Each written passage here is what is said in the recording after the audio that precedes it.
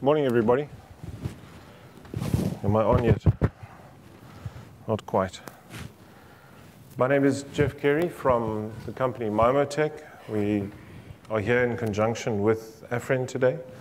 Mimotech is a developer and manufacturer of ultra-high capacity microwave radios. There's an example at the back, which my colleague Riaz can tell you about. That product on the pole is not a Ubiquiti, it's a thing called a Janus. But more about that later. Some thoughts about open access. Daryl mentioned the definition from the ITU. And in the fiber space, we've heard the term open access quite often. This is a picture which is from City Fibre in the UK, where they show multiple fibers that are distributed amongst multiple ISPs, multiple service providers. And open access is in the form of a discrete fiber connection. So wireless is a little different because we're talking about spectrum and certain issues. So I'm going to try and break it down and talk about the network as a holistic thing from end to end, talk about the middle mile, and look at the opportunities in each of the spaces of the network. The OSI model, for those that are not familiar with it, is, as Daryl mentioned, from the physical layer up to the application layer. It's a very theoretical model.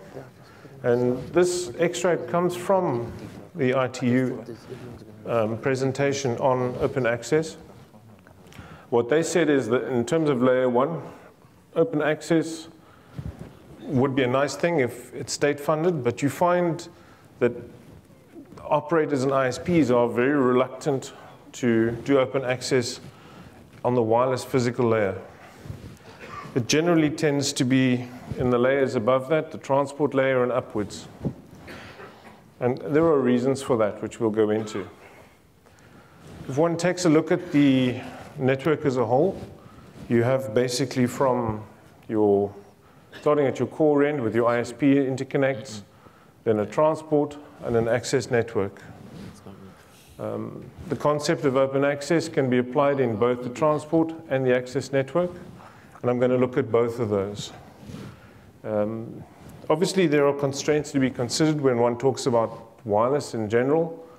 You've got a physical layer aspect.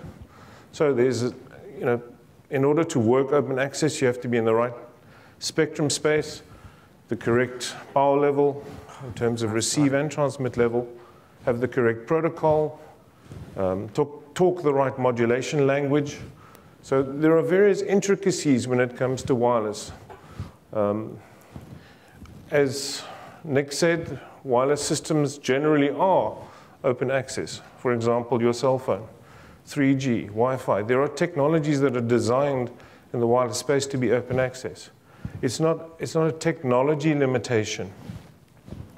It generally tends to be a sharing, as Jens said, it's a, I don't want to share with you, or the spectrum is restricted, who gets the benefit of it, who's making the money.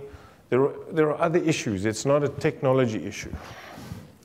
We've also got regulatory aspects, licensed versus unlicensed. If I pay for the spectrum, I'm not going to share it because I make money out of it.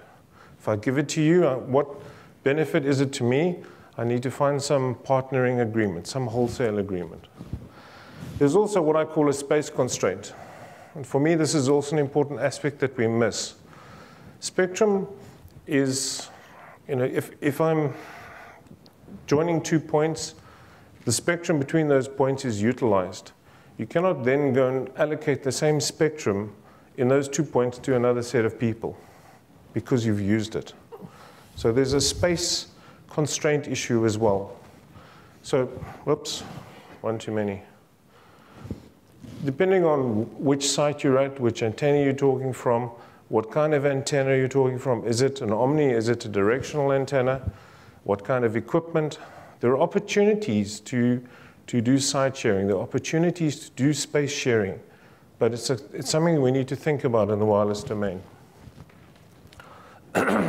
If I look at the transport layer, where basically from your core network to the point where you're going to give access, as Jens said, the middle mile.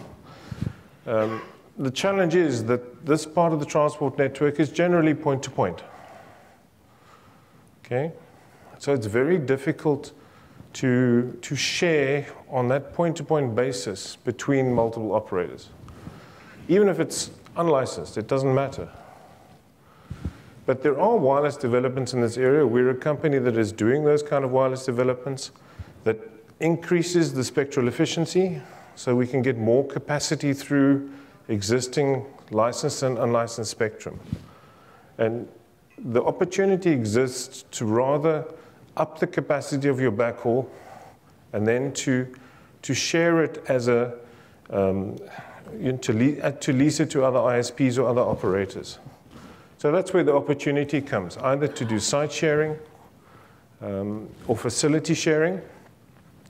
We are seeing this. There are a couple of vendors in the Cape that have sites that are shared.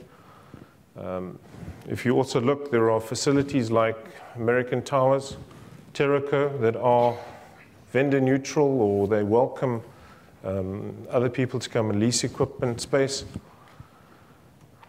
You also have willing ISPs and operators that are open to site sharing. The other opportunity in this space, we haven't seen it yet in this country. I think Centec was supposed to be this, but it didn't get to be it. It was meant to be the carrier of carriers, if you remember the terminology used years ago. There's a company in the US called Fiber Tower. Their business is joining sites together, and then they sell bandwidth between those points. And it's a great example, but we don't have that yet in this country where an operator will basically sell you wholesale point-to-point connectivity. So that's an example, Fiber Tower. On the access layer, I think the challenge is a little different and the opportunity. Like I said earlier, if I own the spectrum, like I've paid for my GSM spectrum, my LTE spectrum, I monetize, I make money out of that spectrum, I'm not likely to share it at the access layer. But if I have a wholesale agreement to you, I can do something else, and we'll look at that now. You can become virtual operators on certain of the networks. So the other opportunity is unlicensed band. It is possible, as long as it's equitable in some way. You can't have an open network that is unrestricted in terms of usage. For me, it's not about the power level and the transmit level. It's also about how much traffic do I use? Do I block out other users with my technology? You know, if I hog that hotspot, that's a problem as well. So there becomes the need for higher level management of that openness. You anyway need to manage it at an IP level for the throughput. The real opportunity that I want to put on the table is something that Jens spoke about, which is partnering. You've got an end-to-end network. Quite a few companies here are ISPs in various areas. We should rather be looking at selling services on an end-to-end basis. We have seen it for a long time in the mobile network space, MVNOs, mobile virtual network operators. Names like Cell C and Virgin Mobile have been roaming on other people's networks for a long time, even Telkom Mobile. And the same concept is possible in the ISP space. If you go and look up on Wikipedia, you also have VISP, virtual ISPs, which have been around since 1996. I'm not sure if there are any virtual ISPs in this country that basically use other people's networks as virtual networks. A couple of hundred, okay, jolly good. But the way I see it is that there need to be a hybrid virtual ISP and ISP. Take, for example, the geographical density issue.